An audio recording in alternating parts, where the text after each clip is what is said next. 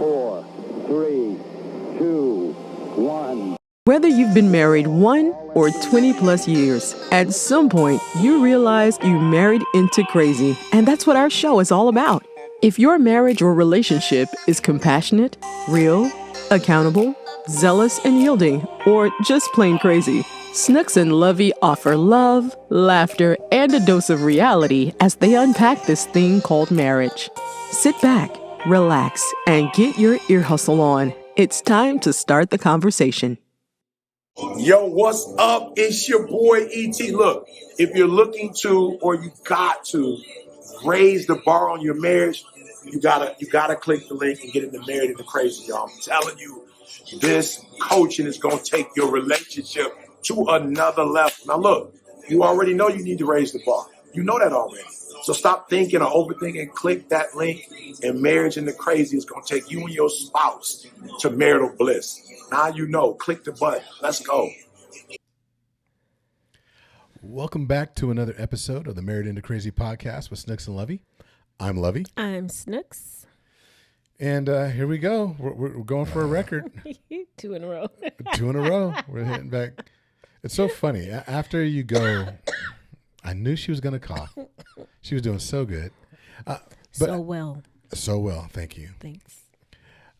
After going so many years with back-to-back every single week podcasts, and then, of course, we go on this 5-month hiatus, it's so hard getting back into it and finding that rhythm again. Mm-hmm. It's just like this, like when you go on vacation, it's like you have like this routine and you are always doing something, and then you take a little bit of a break, and then it's like, man, why is it so hard to get back into it? Mm-hmm. I mean, I can relate to that as far as not just with the podcast, but even with school for me. I loved past tense. I loved school. I loved learning. I loved just all that, just the assignments and just discovering new things. And after, when Kaylin passed and I took a quarter off, and I feel like I haven't been in school in 20 years, just trying to get my bearings again. And I'm like, dang, why is it taking me so long to write a paper? Why is it taking me forever to do a post? Or, so yeah, once you break routine, it gets kind of hard to, I feel like, for me anyway, it's just hard to get back into it. Some people can maybe jump right in, but no, I know everybody's different. And since we're talking about setting routines, let us remind you to actually set a routine by subscribing and liking the Married into Crazy podcast with Snooks and Lovey wherever you are. So if it's on YouTube, please make sure you hit that subscribe button so you don't miss a single episode, and be aware of all the different things we're doing. Now we've got like a blooper video up with Isaiah taking over the mic. So make sure you like and subscribe wherever you are, and please share. And for all the different things that we do to lift up the covenant of marriage and to really focus on helping others, everything can be found over at marriedintocrazy.com. So please go there, check out all the things we different do, the clothing, the coaching, as well as the Raise the B.A.R. There's a link there for Raise the B.A.R. Marriage, where we actually have a video series that if you're not ready for one-on-one coaching, I should say 2-on-2 coaching, because it is couple-to-couple coaching that we provide and that we thrive in. And we do have some individuals that we coach as well. But that one is a self-paced video program that is just dramatically reduced. So it provides great value.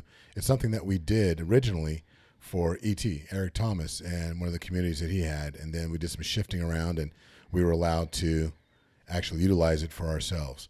So if you would, go ahead and check it out. Let us know what you think. And always make sure you share with a friend. Mm-hmm. So before we talk about whatever we're going to talk about, I just want to just kind of acknowledge all the people that have reached out via email, or social media. Yeah, I'm like, what is that thing called? Social media. Excuse me. Just expressing their condolences for what happened. I feel like everybody kind of knew, like, like everybody famous like that, but you know, most of our followers, they knew that we've been dealt a very dramatic, tragic blow. But there are some emails that we received. I say but we received, and they were just, you know, they made me tear up. So I just want to for those people, you know, thank you so much for offering your condolences, and just, you know, I guess there was, I don't know, I'll say a rawness about it or something about the podcast. I always feel like I'm raw, but just being in that space, and folks were really, they just felt like they actually thanked us for just being that. So I just want to acknowledge those people and just say thank you for reaching out. Well, I mean, we try and stay true to what we're about, right? To the mission, to be compassionate, real, accountable, zealous, and yielding. You know, so we say married into crazy. Sometimes it is just crazy, but that R is about being real. And the realness comes through in our transparency. And I get it. We share things that most couples wouldn't share or don't feel comfortable. She's laughing because we do it mostly because of me. Always. But never without her permission. Never without her buy-in. Let me see. I'm gonna let y'all know. I might have to go back and listen to some episodes or something. There might be a few episodes where you see me getting the side eye. But that's more than half. That's more than half. Really? You always say something crazy. Like, I'm like, what? You think? Okay, well, today's going to be one of those topics. I'm playing. You don't always say something crazy, but you do have some moments where I'm like, okay, side eye. Yes. I must have been talking about her family. I'm just saying. Look, there's things that we do that we know others. Look, there is no specific DNA. One marital DNA does not match the next. Just like individuals. We always talk about this, how our marriage is unique in its own way. Mm-hmm. And we don't expect that our solutions, the things that we say, the things that we do, the things that we recommend are going to absolutely apply to everybody across the board. The goal is to actually find out, what can I take from these conversations and put into my own resource bag, my toolkit. That's why we bring you couples. We're starting to ramp up with our interviews again. We bring you these different perspectives and subject matter experts. So that way we can actually talk to certain things from a variety of different directions for you to be able to take what you need to run with it. Mm-hmm. So don't think that we're trying to say, oh, this is the cookie cutter way. You know, and this works for us. And it is therapeutic. I was going to say that's true. But in our relationship, my way is typically the cookie cutter way. So you just go with the flow and say, yes, ma'am. Yes, ma'am. See, and I have no problem doing that. Usually, you know, I'm saying that when, you know, she's wearing some leather. Oh, here we go. Good Lord. No, but let's look. Sorry. Let's get into it. Look, one of the things that we want to talk about, because of all the stresses, you know, we have a list of topics that we want to discuss that people have brought up to us in the past that we never got a chance to actually get around to. Some things we revisit. One of them is, and I think it's really appropriate for where we are right now, there's stressors, not just us, but everyone has like stressors in life, right? It's the holiday season. There's seasonal affective disorder. There's, you know, Christmas bonuses. There's shopping. There's so many different things. In this time of year, probably more than any other time of year, we have a tendency to try and be many things to many people. Family coming over to the house, holiday. Why are you smiling? Because I'm like, what's the subject? I know, I'm just like beating around the bush, huh? I'm sorry. Go ahead. No, but it's about reestablishing intimacy, right? You know, particularly during and after stressful times. And some of those stressful times come in a variety of different ways. Yeah, I mean, like you just said, a mouthful for some people. Holidays are stressors. Going shopping, you know, trying to make sure you get the right gift or whatever. So, quick story. I was at I had to take my MacBook to Arden to the mall, to the Apple store, and it was Saturday, and I'm like, let me get there early, blah, blah, blah, my appointment. So stressor number one, first of all, traffic. I don't like traffic. I don't like people who do not know how to drive. Don't drive on the freeway like you're driving in the neighborhood. I'm going to need you to speed up. So that's number one. Number two, when I get to the mall, there's no parking. So now everybody's fighting for parking, you know. And then you got kids kind of running out between cars, and it's like, okay, get your kid, you know. So, and then, you know, when you do find a parking spot, sometimes the person who parked next to you that was there first, they park over. The white lines are there for a reason. Park in your spot. Take your own spot. Don't, you know. So that's 3 right there. And then so when you do get inside, and Apple is just its own stressor anyway. I honestly think Apple is the Antichrist. Oh my gosh. I think so. Anyway. That's not a defamation thing. That was just a thought. The thoughts, the opinions expressed by sub-management do not reflect the opinions of management. I'm sub-management? As of right now, you are. Wow. I'm just saying, because everything is Apple. Anyway, so, you know, I get in there and I'm looking around. I have my appointment, but while I'm waiting for my tech person to come, you know, people are trying to buy things for whomever, and there's some are like stressed out because things are back ordered. They're, you know, out of stock or whatever. Oh no, now what am I going to get? What am I, whatever. So holidays, especially Christmas, my favorite time, are very stressful for people because you feel an obligation to go and buy something for someone. So I love to shop. You know, I don't get to do it as much as I like to, but so I was kind of in and out of some of the stores and just looking, and I was like, oh, I love this feeling. But I'm looking at the other people who are there, and they're just like, can we get out of here? That would be me. Can we get out of here? There's too many people. We just need to go. We need to go. And there was actually a couple that was kind of walking, you know, they were in the mall, and you could see them bickering back and forth. And I was like, oh my gosh, that would be me and Lovey, because I would want to do some more shopping. And he's like, didn't you just get what you came for? You know, she's talking about all that other stress. Just being there stresses me out. and it's so funny because as you're telling that story, and then you talked about the couple bickering, I totally felt his pain. Wow. And what she probably said to him exactly what you say to me every single time we go shopping. Why are you here? Right. Why are you with me? Yeah, man. Let me tell you something. Lovey does not like to shop. So why are you coming with me? It's a date. It's a date night. Oh my. So I'm just going to be miserable on my date. So you could put one in the books to say just to say it's date night. Wow. Okay. Gotta get it in. Gotta get it in. Y'all heard it, right? You heard it anyway. But look, how's this relate to intimacy? Well, I'm just saying because, okay, let's just take that couple, for example. There was no intimacy going on right there. True. But, you know, here's the challenge with all that. So you have that. So let's say we're not even in the holidays, right? So some people are listening to this and it's probably July. You know, fast forward a year, 2 years, whenever you're listening to this. There's stressors that come involved with being the provider, with, you know, life in general. There's so many different things that cause us work. I'm just curious as to if one of our stressors is going to come knocking on the door any moment now. First of all, do not call him a stressor. Stressor. He is his middle name. Stressor. He is the stressor. His middle name is after me and my father, but I might change it to Stressor. Isaiah Stressor Kaysen.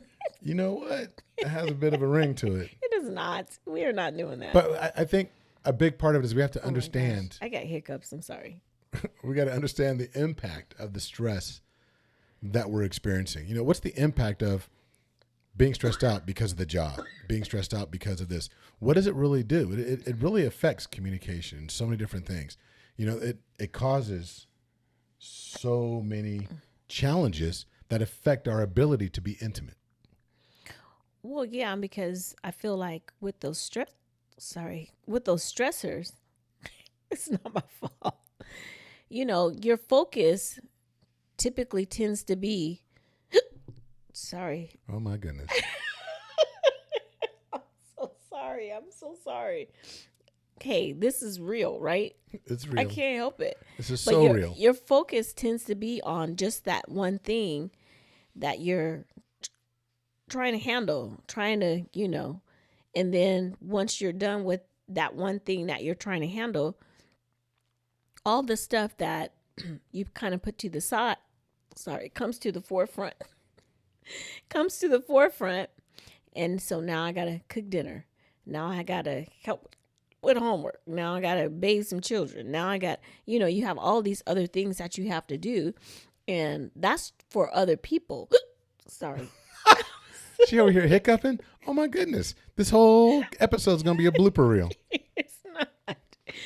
But that's just for the tasks that you feel like you have to do for other people. What if there is something else that you're done with? That you still have to do.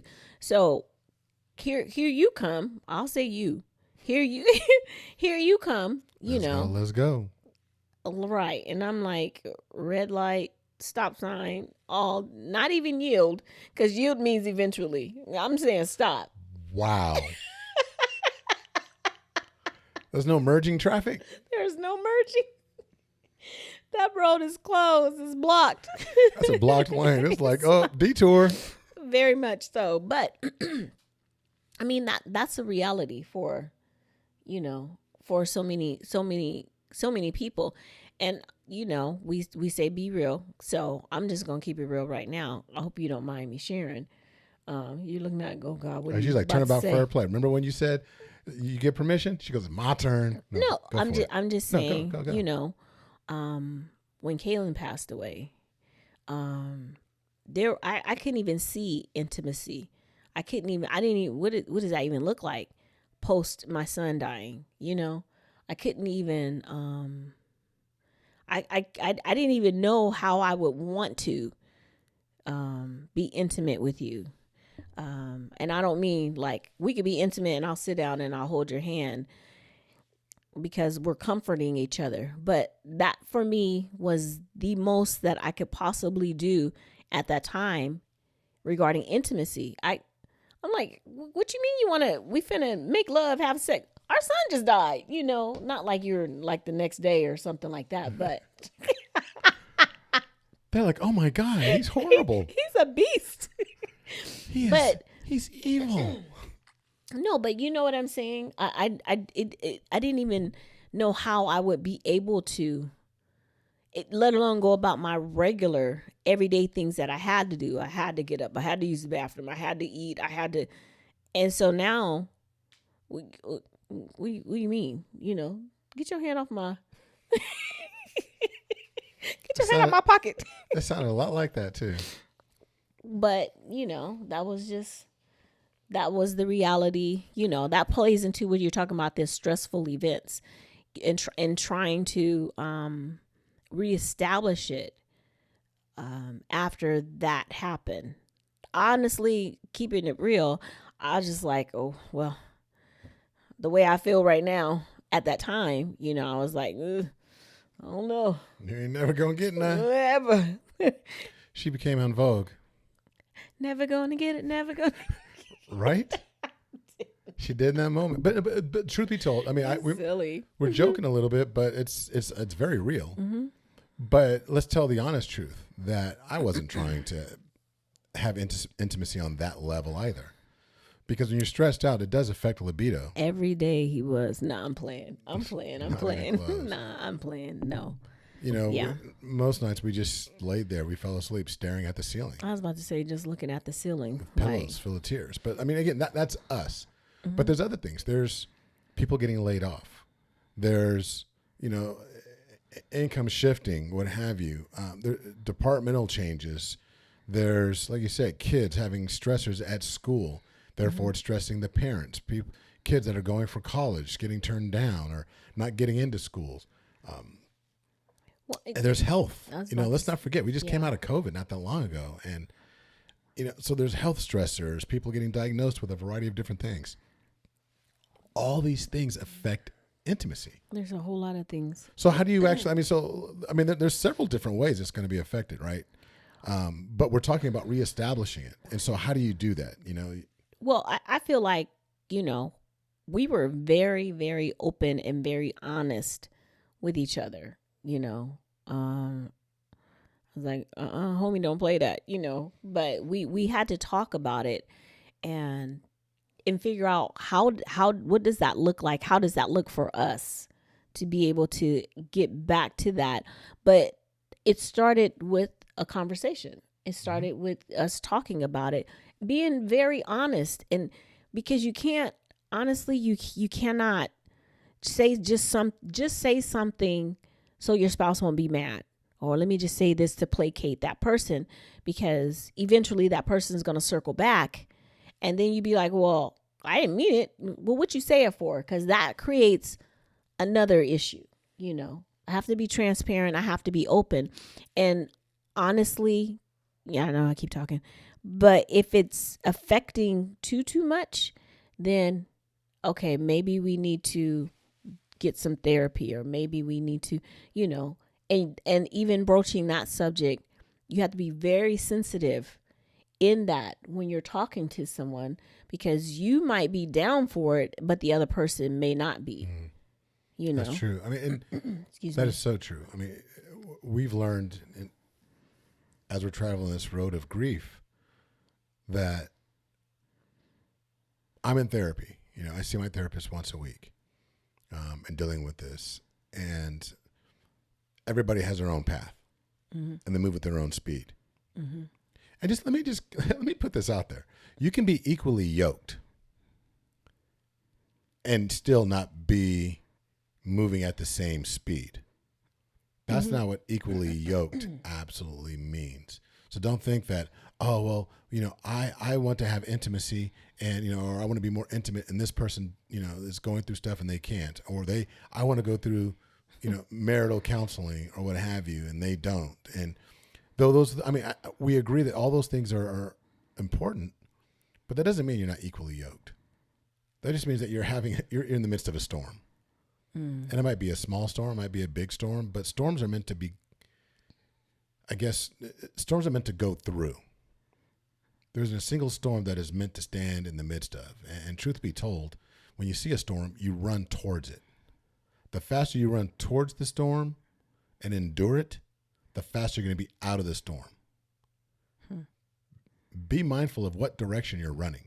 If you're running with the storm, you're going to be in the storm for a very long time. So you need to know where you're at, what you're doing, how the winds are blowing. And that comes down to having effective communication.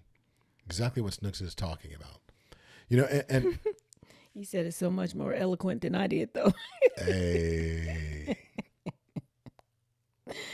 Well, Geminis, because I'm a Gemini, so I'm here having. We go. Good Lord! I have two conversations in my head. I take all of that time. back. Okay. Well, yeah, you do. I'll let that slide. Go ahead. That's go truthful. ahead. But that open and right. honest communication that you have with each other lets you know which way the winds are blowing, right? It gives you an opportunity to know, okay, is the rain coming straight down or is it moving horizontally? And what direction is it blowing? How do I run into it? Where did the storm come from? What direction did it come from? What direction do I need to run to? And what direction do I not need to run toward? But you have to be able to express your needs. And you did say one thing that I just kind of want to back up and say again. Sorry, you said can't. Sometimes when you're able to do something and the other person can't, not won't. I can't. Not I refuse. I can't in this space that I'm in for such a time as this. I just can't. So one thing, like Lovey said, initially, I don't want to say initial, he immediately, I felt like he immediately was like, okay, we got to do therapy. We got to, and I was honestly, for me, I was like, I ain't trying to see no therapist right now. Because I might cuss everybody out if they say the wrong thing to me. I don't want to hear no.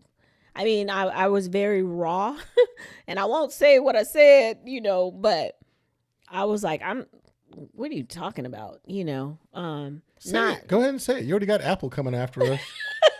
Go ahead and get, the ratings. No, whatever. I just was, that was being facetious when I said that because everybody relies on Apple. You can't do anything. I'm just playing.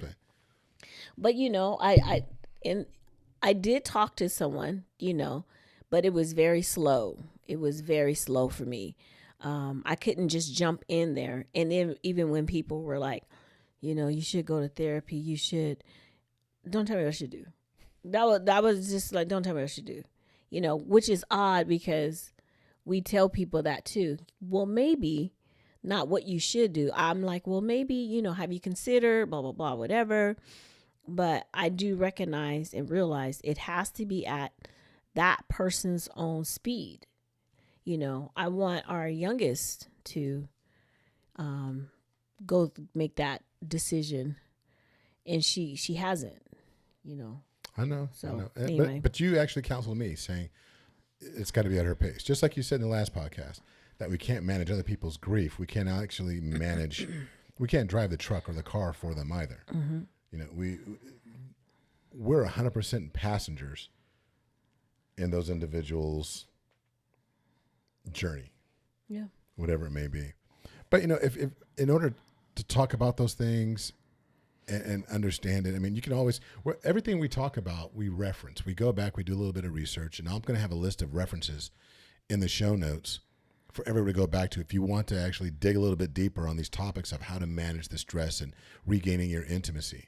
But in doing it, as you're having these conversations and you're talking with each other and you're figuring it out as you go, let's not forget that intimacy comes in many forms. It's not just about sex.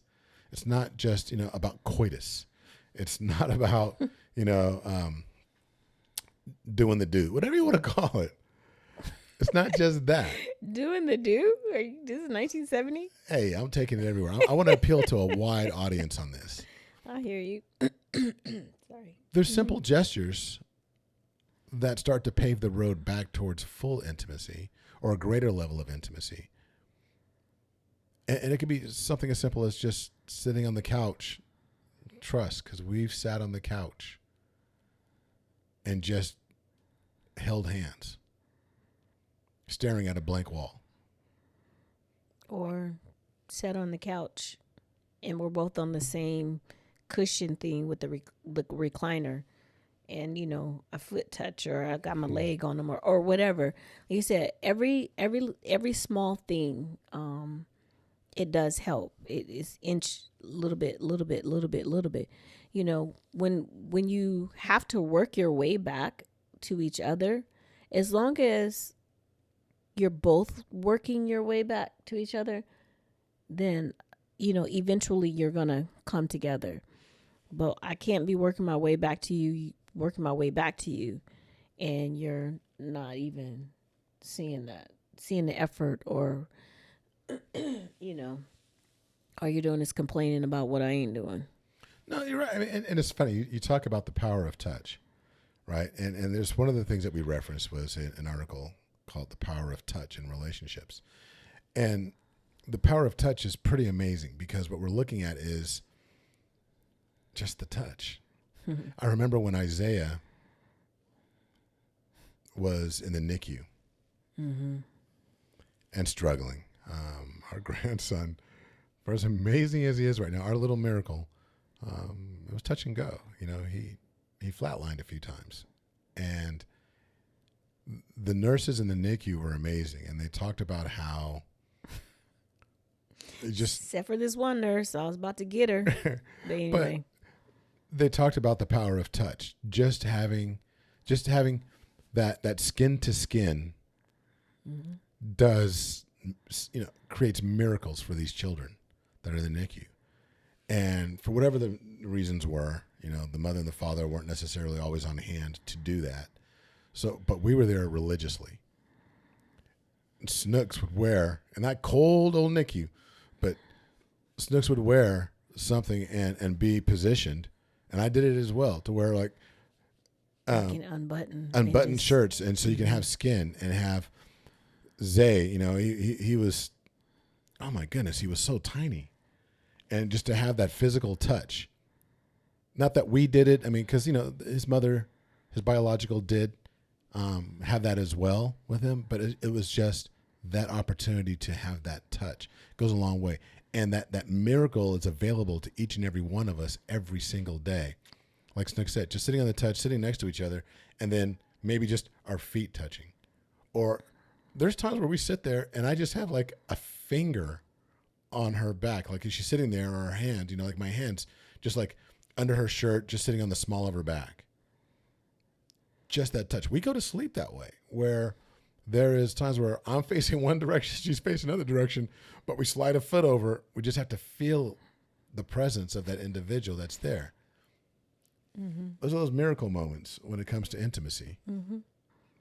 What? No, I was just thinking, you see, we slide a foot over, and my first, I slide a foot over to the border. I call it the border, the part that's right in between the two of us. So we have an electric blanket on our bed. And before I ever get in the bed, I turn my electric blanket on. Either I do or Lovey does.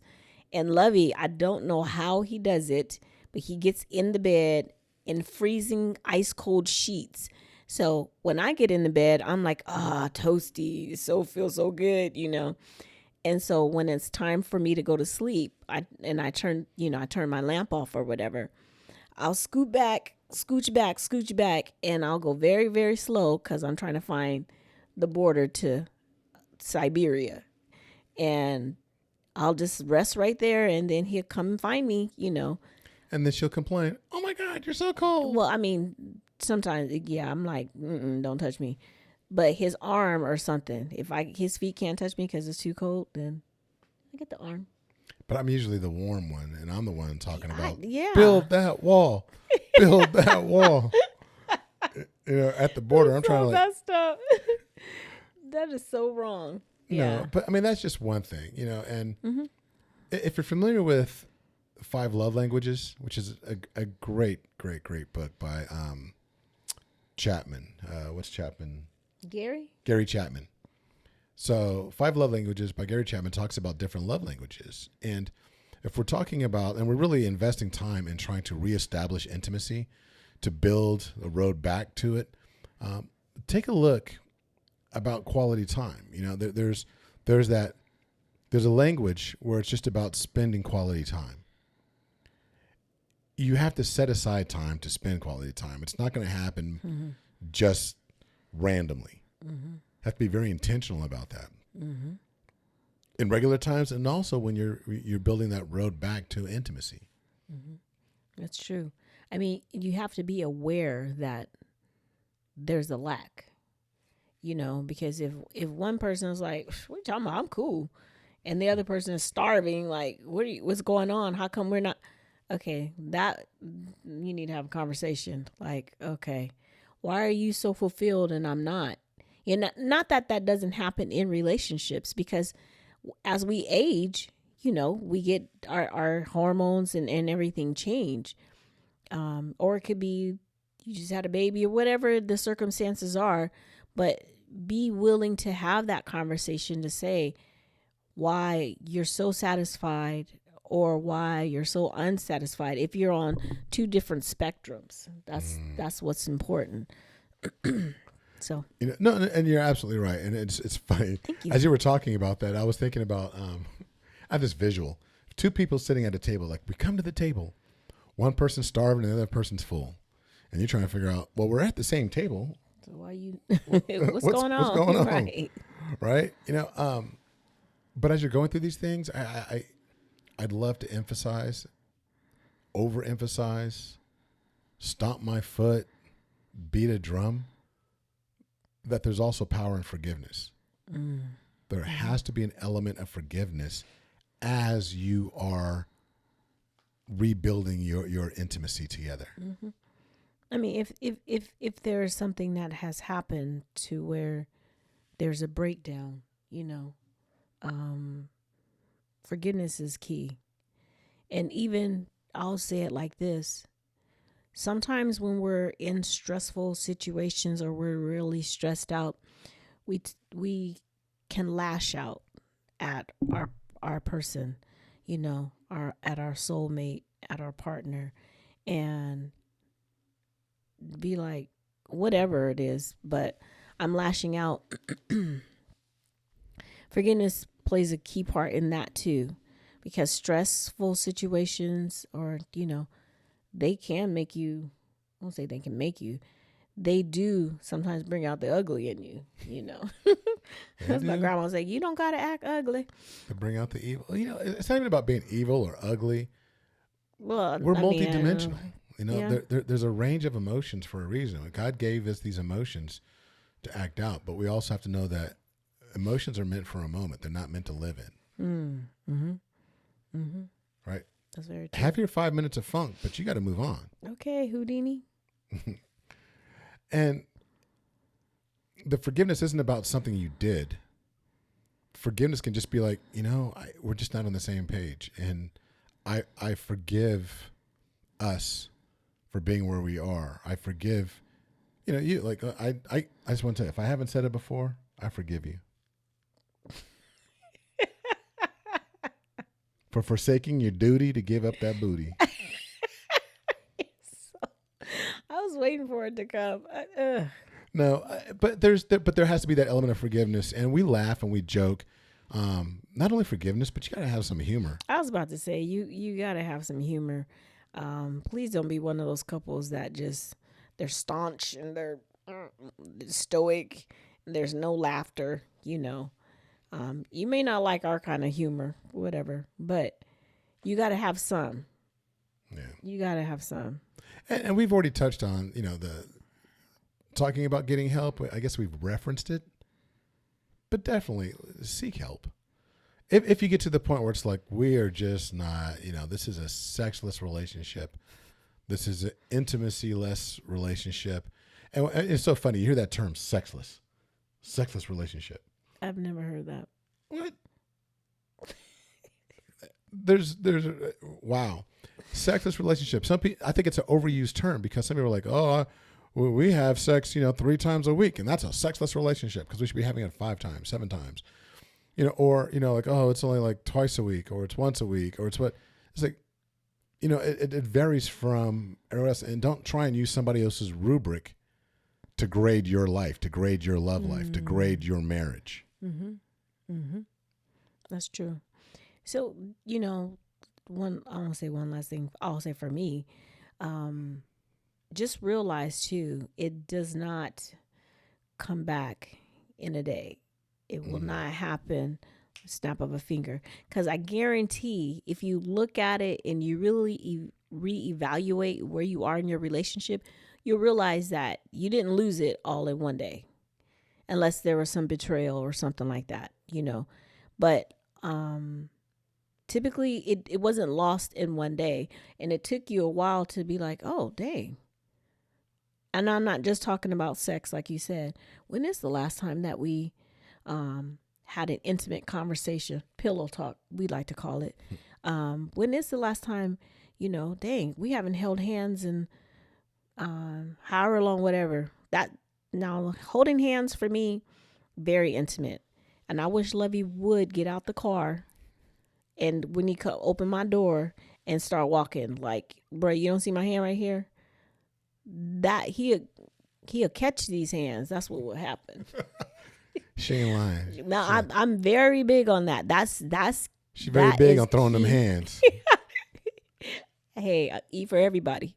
You know I'm light skinned. You know I bruise easily too. Oh, here we go. Oh, now you want to admit you light skinned?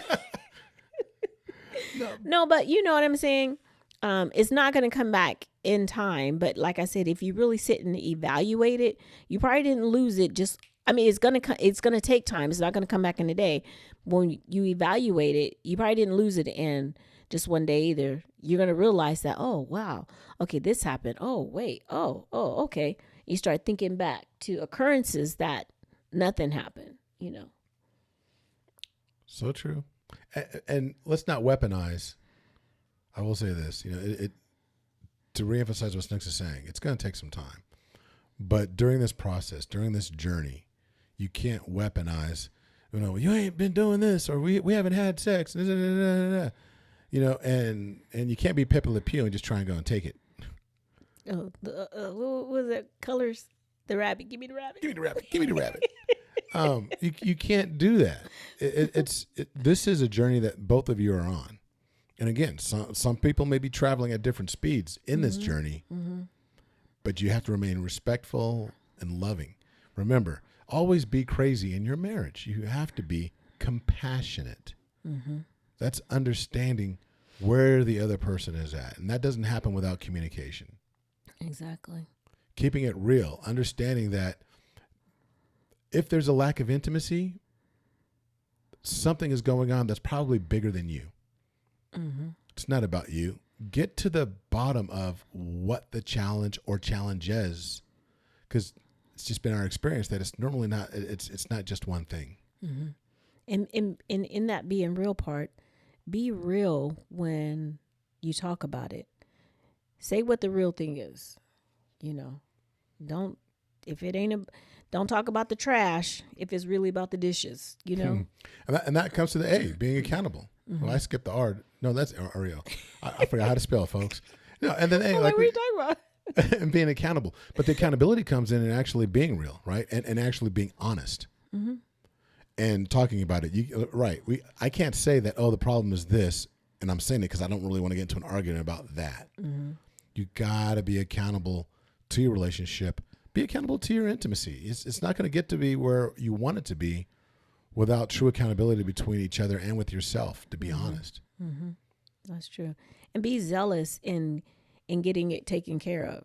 And when I say zealous, I mean diligent, working at it continuously. With enthusiasm. And I'm going to be 100% real. There are times when I am not enthusiastic about working on it. Going through this period that we went through. And if I'm being real, there were times before that I was just like, ugh, okay, I'm so tired, or I'm so whatever, that's just keeping it real. But we have to be zealous in it to continue to work through it. And everything we're talking about, if you haven't caught on, it's about being yielding. We have to yield to one another. Again, if we're traveling at different speeds, particularly on this road regarding intimacy, just because you got the green light in your body, your libido, your mindset, wherever you are in your process, be mindful that the other person may be on yellow or even red. And so it's up to you to yield. And sometimes you might just have to pull over in traffic or on the side and wait for them. That's real talk. And yielding has a tendency to always make me remember that you have to get in where you fit in, right? Because it's yielding into oncoming traffic, into merging traffic. So that means that find out where the other person is. Where are they willing? Maybe they're not ready to have, full-blown sex or what have you. That level of intimacy is not there. You can't be there emotionally because the well is dry in that respect. The cup is not full emotionally, spiritually, to be able to have that type of connection when something else is really missing. That's true. That was very true with us.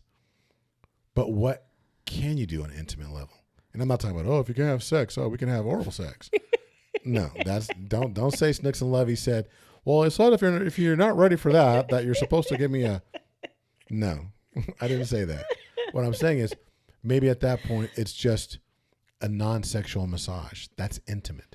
Maybe it's just holding hands, going for a block, embracing each other while you're crying, embracing each other while something is going on. Going to prayer together is a high level of intimacy. Being vulnerable, allowing that person to see you be vulnerable. That's to me, that's very intimate. We put on these facades and masks sometimes where we're not letting our trueness be seen, So very true. So here's the thing. In parting, let's just make sure that everybody understands that we're all different. Hopefully there's something that we discussed today that rings true, or it makes you just kind of go, I need to talk to my spouse about that. Or it inspires you to revisit some things that may have been lacking or missing in the past. Prioritize your self-care when it comes to being whatever it is, whatever you need. I mentioned your cup isn't full or the well is dry. Find out what you need in order to fill your cup and keep it full and overflowing. So that way, and these times come, that the saucer is someplace that you can actually go to for stores to give away. We talked already about having a sense of humor. That's so important. Yeah, except for when you tell your dad jokes. So. and just be grateful. Yeah. For one another. Yep. For your covenant. For the ability to have an opportunity to come back to intimacy. That's true. So keep these things in mind. Share them with a friend. If this has been helpful to you, please go back, give us a rating wherever you're at. Leave some comments on the episode, share it with others. Let's really grow the family. Let's grow this iron tribe and really positively affect as many marriages as we possibly can. All right. So. All right. Until the next time. Be blessed. All right. Bye. Bye-bye. Thank you for listening to the Married Into Crazy podcast with Snooks and Lovey. Please like, subscribe to, and review the show wherever you access it, and tell a friend about us. Visit marriedintocrazy.com and see how Snooks and Lovey can bless your marriage directly.